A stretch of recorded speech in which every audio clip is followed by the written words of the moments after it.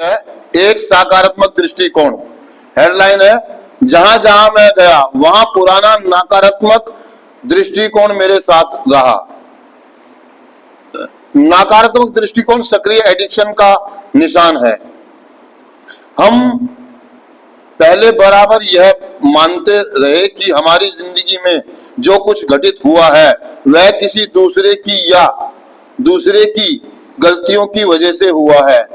हम तर्क की हर बखूबी हद तक जाकर अपने कमियों के लिए हमेशा दूसरों को ही दोषी बताते रहे हैं, लेकिन सुधार में सबसे पहली बात जिसके लिए हम प्रयत्न करते हैं वह है हम अपने में एक नए दृष्टिकोण को विकसित करने की कोशिश करते हैं।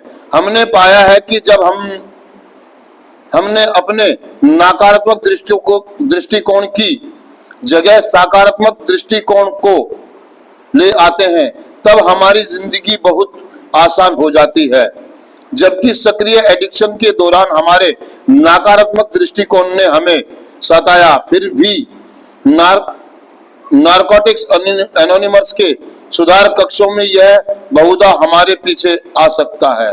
हम अपने दृष्टिकोण के साथ तालमेल किस तरह बिठाएं? अपने आचरण और व्यवहार में बदलाव लाकर यह कार्य आसान तो नहीं है, पर इसे किया जा सकता है। मतलब दोस्तों कह रहा है कि नेगेटिव से पॉजिटिव की तरफ। जब हम वो कह रहा है कि अब जब हम नशा कर रहे थे बाहर की दुनिया में, जब एडिक्शन में, तो हमारा नजरिया, हमारा चीजों को देखने का, समझने का नजरिया नेगेटिव हो गया था।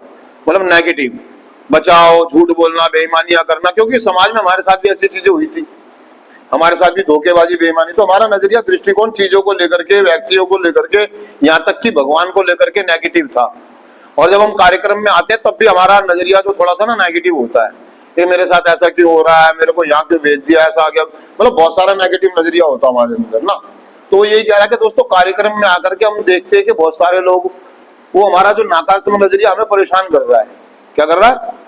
एक लंबे समय के बाद जब हम नशा मुक्त हो जाते हैं, क्लीन हो जाते हैं, तो हमें महसूस होना शुरू होता है, यार मैं हमेशा नेगेटिव ही क्यों सोचता हूँ हर बार किसी के बारे में, मैं सिक्के का एक ही पहलू क्यों देखता हूँ, मैं दूसरा पहलू क्यों नहीं देखता।